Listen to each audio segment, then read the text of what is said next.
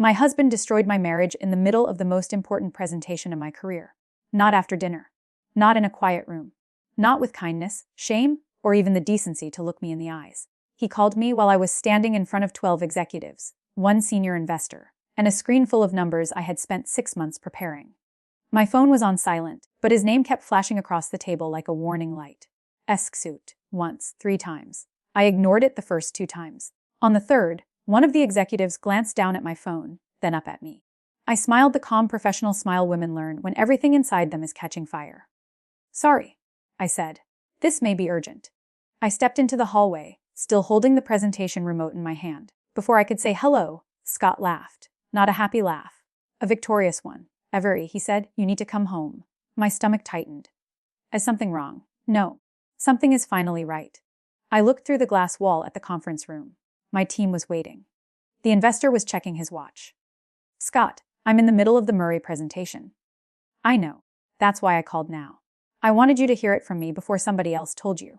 Told me what? My grandmother's estate cleared. I inherited everything.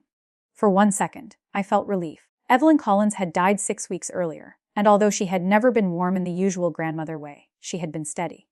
Sharp, careful. She owned property, investments, and a family business interest that Scott had obsessed over for years while pretending he did not care about money. That's good news, I said slowly. I'm glad it settled.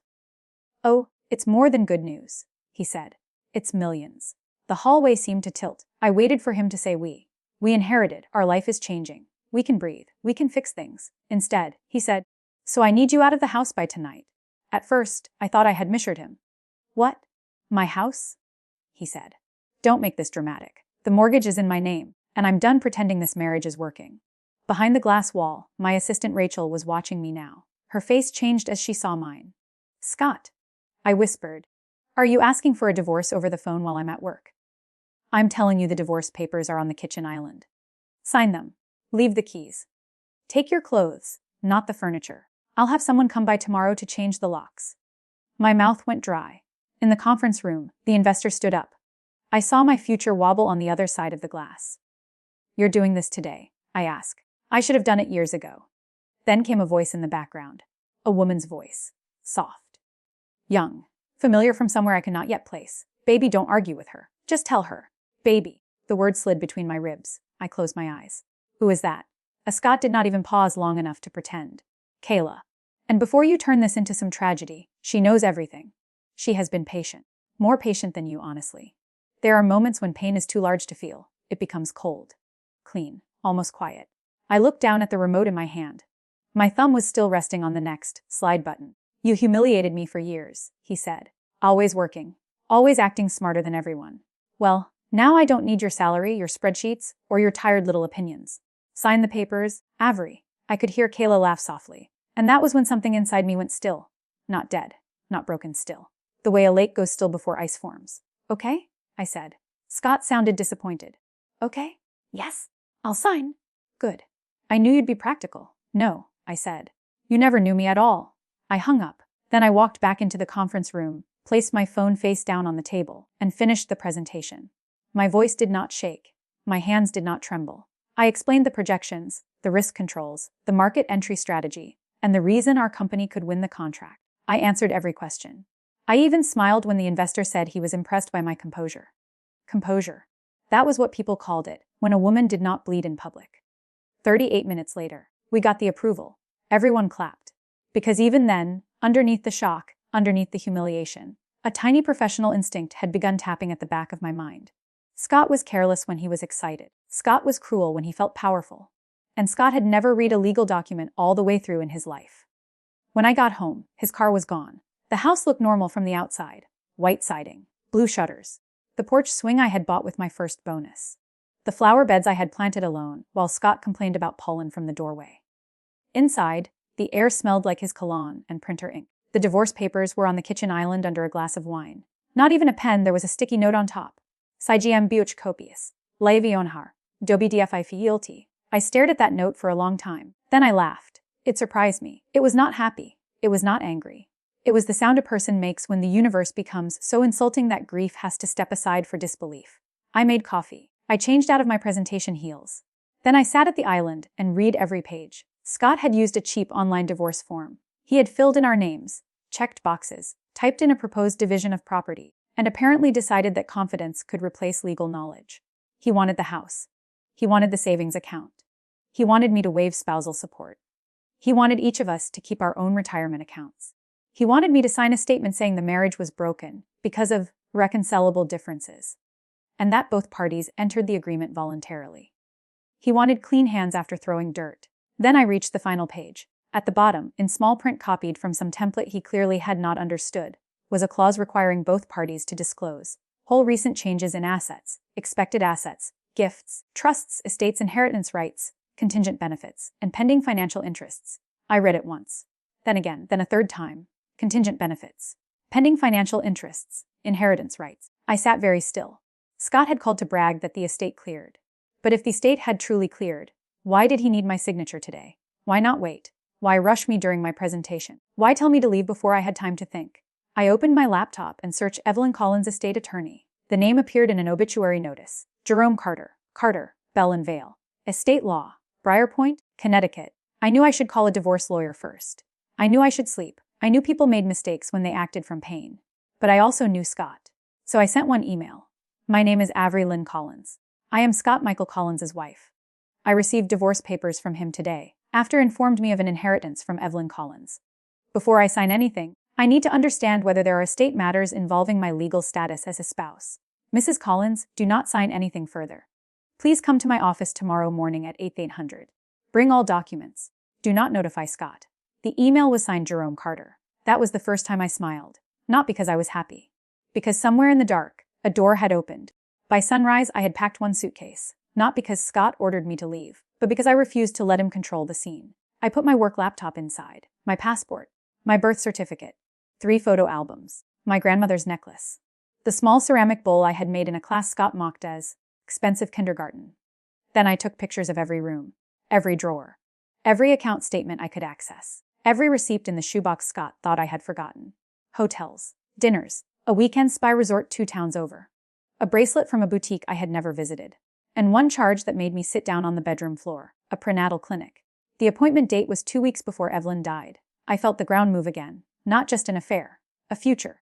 A future he had been building while I stood beside him at hospital visits for his grandmother, while I cooked soup, signed cards, and reminded him to call her. Jerome Carter's office was in an old brick building with polished brass doors and a lobby that smelled faintly of lemon oil. He was in his late 60s, with silver hair, careful eyes, and the kind of quiet that made nervous people talk too much. I did not talk too much. I handed him the divorce papers, Scott's texts, and the sticky note. He read without changing expression. When he finished, he folded his hands. Mrs. Collins, I'm going to ask you a few questions. Some may feel personal. Nothing about my life feels private anymore, I said. He nodded once. Did your husband tell you the inheritance was finalized? Yes. Did he say he had already received the funds? He said the estate cleared. That is not the same thing. My heart kicked. Jerome opened a folder. Evelyn Collins was a very precise woman. Her will included several conditions. One of them concerns you. Me? He slid a copy of a page across the desk. The sentence was short. 23 words. I would remember it for the rest of my life. Any inheritance distributed to my grandson, Scott Michael Collins, shall remain dependent upon his continued good faith marriage to Avery Lynn Collins for no fewer than 12 months after my death. I read it until the letters blurred. 12 months, I whispered. Jerome nodded. Mrs. Collins died 6 weeks ago. Your husband needs to remain in a good faith marriage with you for nearly 11 more months before the estate trustee may release the full distribution. But he told me he inherited everything. He was named as primary beneficiary. Jerome said, that is true, but he has not satisfied the conditions. I stared at the paper. Good faith marriage. The words felt strange, almost cruel. Our marriage had not been good faith for a long time. I had been faithful. I had been patient. I had been hopeful in the way people are hopeful when they are afraid of starting over. Scott had been performing husbandhood like a man punching a time card. Why would Evelyn put my name in her will? I asked. Jerome looked at me for a moment before answering. Because she was worried about you. The words struck harder than I expected. Evelyn had never hugged me without stiffness. She corrected my table settings first Thanksgiving I hosted. She once told me my coffee was too weak and my optimism too loud. But she had watched. That was the thing about Evelyn. She watched everything. Once, near the end, when Scott went downstairs to argue with a nurse about parking, Evelyn had taken my hand. "Do you have people?" she asked. I thought she meant relatives. "I have Rachel," I said. She looked at me with those pale, sharp eyes. "One good witness is better than 10 relatives." I had not understood then. Now Jerome opened another file. "There is an additional clause," he said.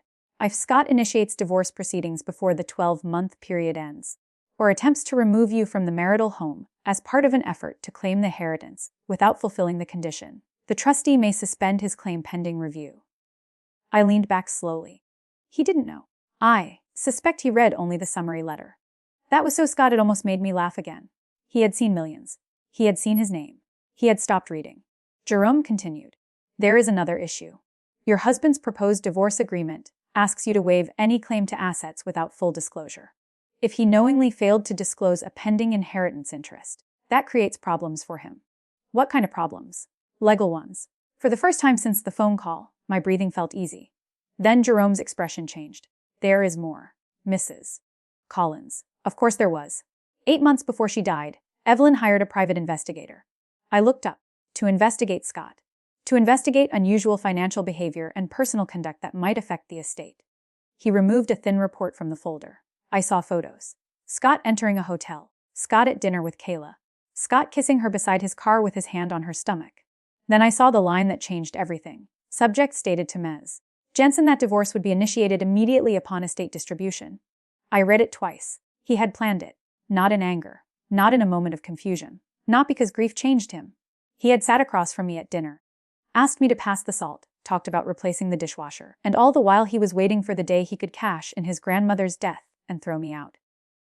Jerome let me sit with it. Finally I said, "What do I do?" "You do nothing alone." That became the first rule. Do nothing alone.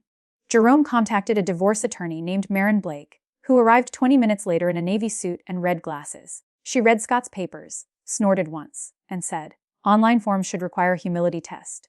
I liked her immediately. Maren explained my options in plain language. I was not trapped. Evelyn's will did not force me to stay married. It gave me leverage. Scott could not profit from abusing the marriage while pretending it was intact. "The clause doesn't punish you," Maren said. "It protects you from being used as a key." A key. That was exactly what Scott had thought I was. A key to a house. A key to respectability. A key to an inheritance. A key he could throw away after opening the door. By noon, Jerome notified the estate trustee, Margaret Vale, that Scott had to initiate divorce and remove me from the marital home within the conditional period. At 12:17, Scott called. I did not answer. At 12:18, he called again. Then again. Then the texts began. "What did you do? Answer your phone. You have no idea what you're messing with. Avery, this is bigger than your feelings." That one made Rachel, who had joined me at the attorney's office, nearly throw my phone across the room. "Bigger than your feelings," she said. "He's lucky I believe in laws."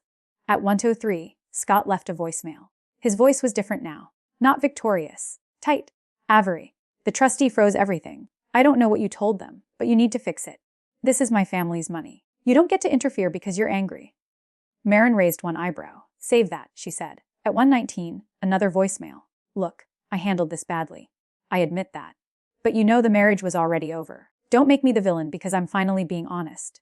At 2:42, Scott changed tactics. "I'm sorry," he said in a voice I had once loved. I panicked. Grandma dying messed me up. Kayla is pregnant, and I'm under pressure, and I said things wrong. We can talk. Please? Kayla is pregnant. There it was. The clinic receipt had told me, but hearing him say it still cut through me. I went to the restroom, locked the door, and cried with my fist pressed against my mouth so no one in that polished office could hear me. Then I washed my face and went back. Maren did not ask if I was okay. Good attorneys know when okay is not the point. She said, "Do you want to respond?" I nodded.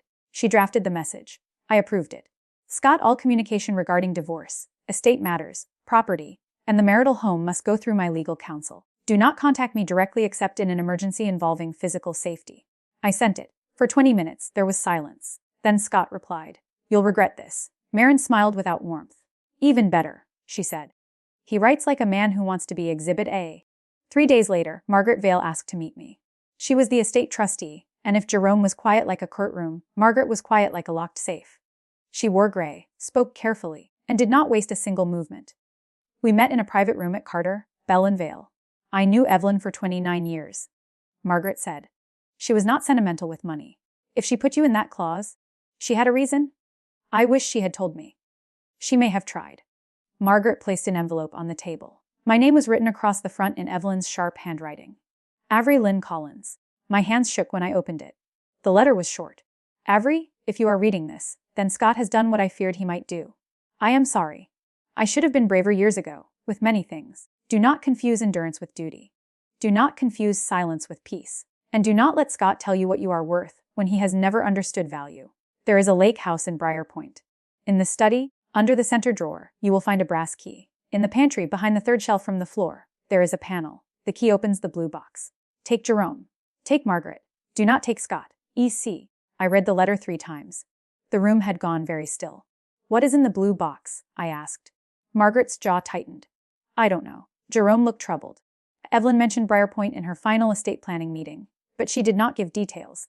Marin folded her arms. As the property secured. Yes, Margaret said. But Scott has keys. Then we go before he does. The lake house was 2 hours north, tucked among pine trees and old money silence. I had been there only once, early in my marriage, when Evelyn hosted a cold, formal lunch after a family funeral. Scott hated the place. He said it smelled like dust and judgment. He was not wrong. But when we arrived, I felt something else. Memory. The house faced a narrow lake, gray under a cloudy sky, green shutters, stone steps, a porch swing moving slightly in the wind. It looked lonely, but not abandoned. Margaret unlocked the door. Inside, sheets covered the furniture. The air was stale. Every footstep sounded too loud. We found the study at the back of the house. Dark wood shelves, a heavy desk. Old photographs in silver frames. One photo showed Evelyn as a young woman beside a man I recognized from family pictures, Daniel Collins, Scott's father. He had died when Scott was 14. Scott spoke of him like a saint when he wanted sympathy and like a tyrant when he wanted excuses. I knelt by the desk. Under the center drawer, taped flat against the wood, was a brass key. In the pantry, behind the third shelf from the floor, Margaret found the panel. It opened with a soft pop. The blue box was smaller than I expected. Metal, scratched, heavy. The brass key turned cleanly. Inside were letters, photographs, a flash drive, a sealed envelope addressed to Scott, and a folder labeled Reyes. The name meant nothing to me. Margaret's face changed when she saw it. Marisol Reyes? She said under her breath. Jerome looked at her sharply. You know the name. I heard it once. Years ago. Evelyn shut down the conversation before it started. Marin photographed the contents before anything was moved. Then headlights swept across the pantry wall. Everyone froze. A car door slammed outside. Then another. Scott's voice came through the front door before he did. I know you're in there. My blood went cold. Margaret stepped into the hallway, like a woman who had been waiting her whole life to deny access to someone entitled. Scott entered with a key in his hand, Kayla behind him. She was younger than me by maybe 8 years, pretty in a polished way, with perfect hair, a cream coat, and fear around her eyes. One hand rested on her stomach. What are you doing here? Scott demanded. Margaret answered before I could. This property belongs to the estate and is under trustee authority. Your access is now restricted pending review. Scott laughed. Restricted. I'm the beneficiary. Conditional beneficiary. Jerome said. Scott's face reddened. Kayla looked between us.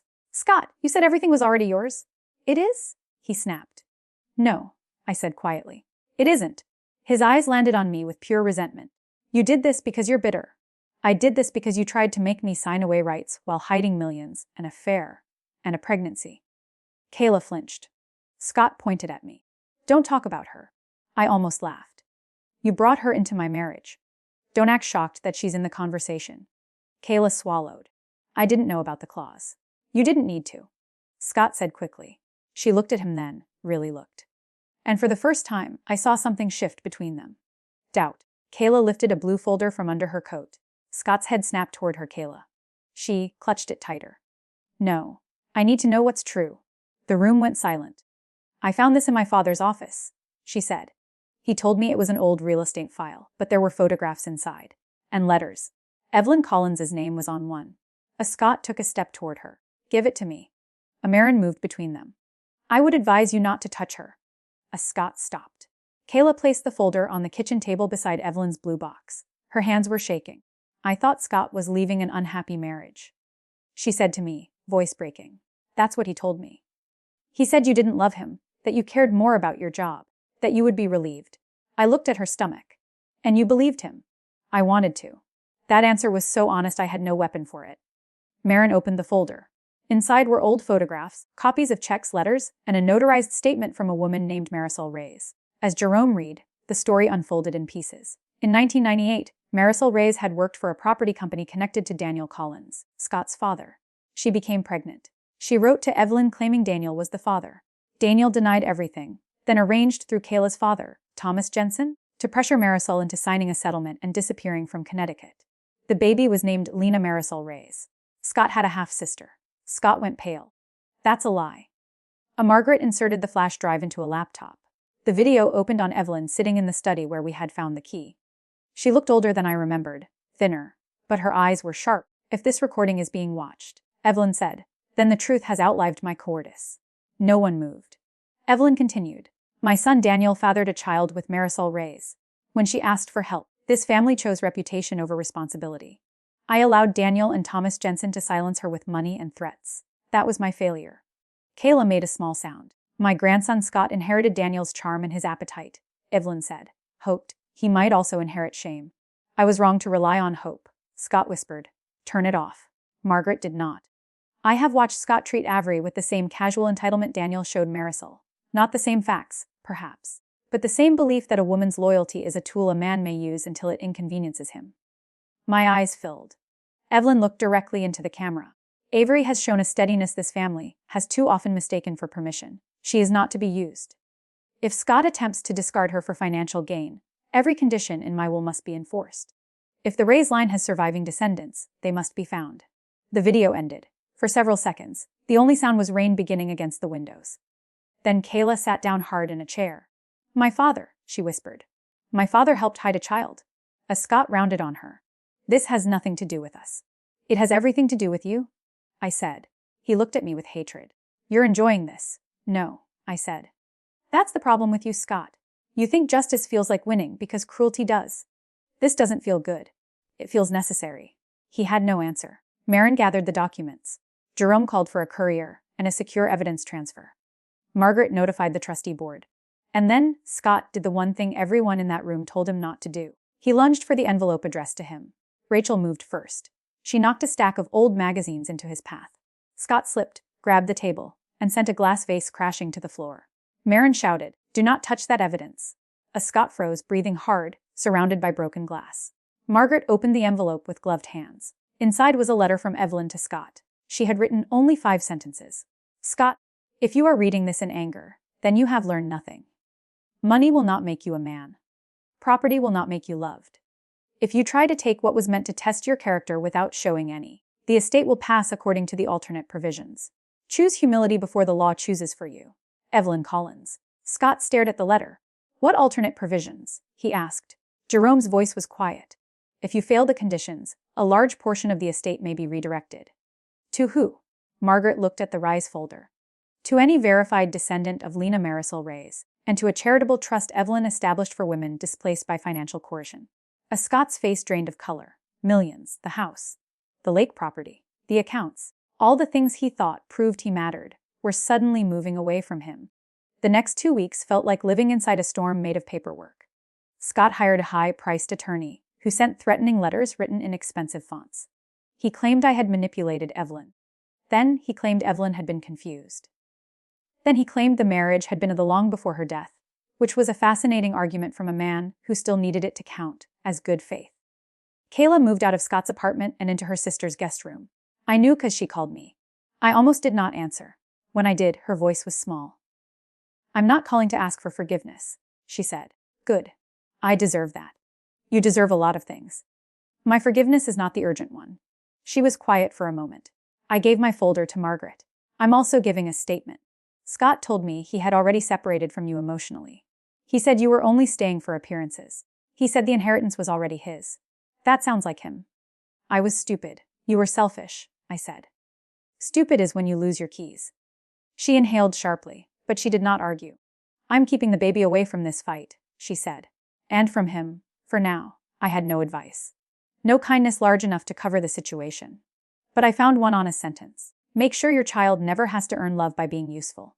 Kayla began to cry. I hung up soon after. Meanwhile, Margaret's team found Lena Reyes' daughter. Her name was also Avery. Avery Reyes. She was 26, a nurse in Ohio, raised by her mother and grandmother, with no idea that the Collins family had ever existed. When Margaret contacted her, she thought it was a scam. I did not blame her. If someone called me and said a dead rich woman's guilt might have changed my life, I would have hung up too. But DNA confirmed the connection. Lena had been Daniel Collins's daughter.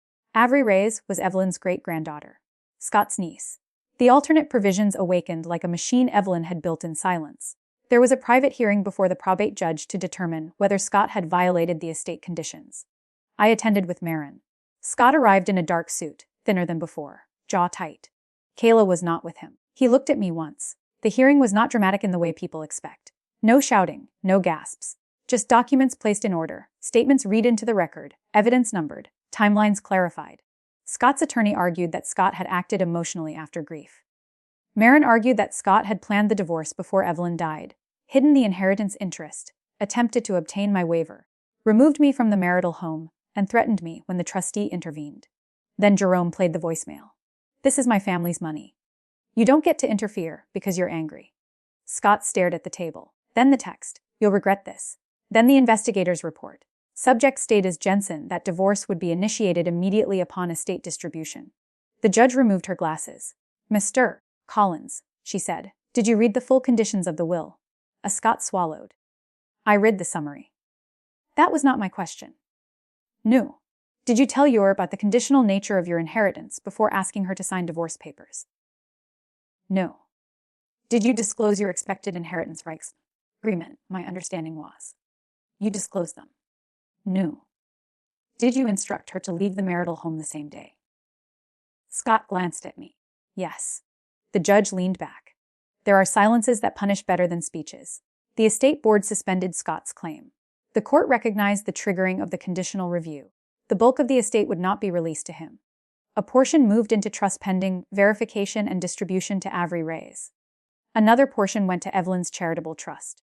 Scott received a smaller restricted amount, enough to prove Evelyn had not disinherited him completely, but nowhere near the fortune he had bragged about. He lost the lake house. He lost the investment accounts. He lost the right to use me as proof of good faith. And in our divorce proceedings, his failure to disclose the inheritance became a beautiful, ugly problem. Marin negotiated from a position Scott had handed us on a silver tray. I kept my retirement. I kept my savings. I received my share of the marital home equity. I recovered legal fees. And because Scott had tried to force me out while hiding assets, the judge was not gentle with him. 3 months after the phone call, I walked through the house one final time. Scott stood by the back door while I collected the last box. He looked tired. Not ruined in the fantasy way people imagine revenge, just reduced. Smaller without the money shining behind him. "Avery," he said. I stopped but did not turn. "I did love you once." I believed him. "That was the worst part." "I know," I said. He exhaled. "Does that matter at all?" I turned then. "It matters to the part of me that needed to know I didn't imagine everything. But it doesn't change what you did." His eyes reddened. "Kayla won't speak to me." "That sounds like something to discuss with a therapist." He looked down. "I'm sorry." I had pictured that apology many times. In some versions, I screamed. In others, I cried. In the most embarrassing ones, I forgave him and he suddenly became the man I had needed all along. Real life was quieter. "I hope someday you understand what you're sorry for," I said, "not just what it cost you." Then I picked up my box and walked out. 6 months later, I met Avery Reyes. We met at a small coffee shop near the hospital where she worked. She had warm brown eyes, tired shoulders, and a cautious smile. She looked nothing like Scott, and yet when she tilted her head, I saw a flash of the Collins family in her expression. Not the entitlement, the sharpness. "I feel strange taking money from people I never knew," she said. "You're not taking it," I told her. "It was kept from your family. There's a difference." She looked down at her coffee. "My mom worked double shifts my whole life. My grandmother cleaned offices at night. If this had been known." Her voice broke. I reached across the table, then stopped, giving her the choice. She took my hand. Evelyn's money did not fix the past. Nothing could give Lena back the life she should have had. Nothing could make Marisol young again. But it paid Avery's student loans. It bought her grandmother a safer apartment. It created scholarships through the Trust for Women who needed a way out before a man's money became a cage. As for me, I moved into a small townhouse with good light and terrible water pressure. I bought new dishes in a color Scott would have hated.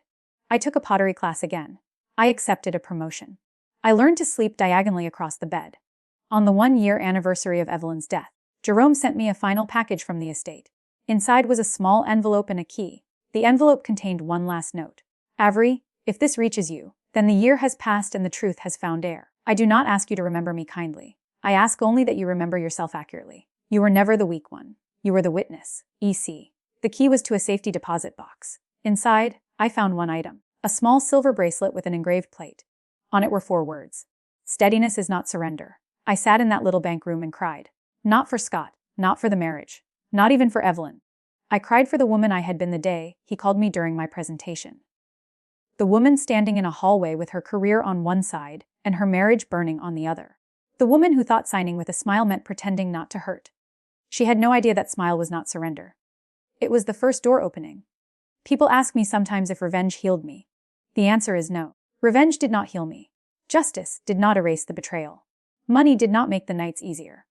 What healed me was learning that I did not have to beg someone to value me before I could value myself. What healed me was seeing the truth written down, witnessed, filed, protected, and spoken aloud. What healed me was walking out with my name, my work, my future, and my peace still mine. Scott thought inheritance would make him powerful. But the clause he ignored did something better. It reminded me that a woman who has been underestimated for years does not need to shout when the truth is on her side. She only needs to read the fine print.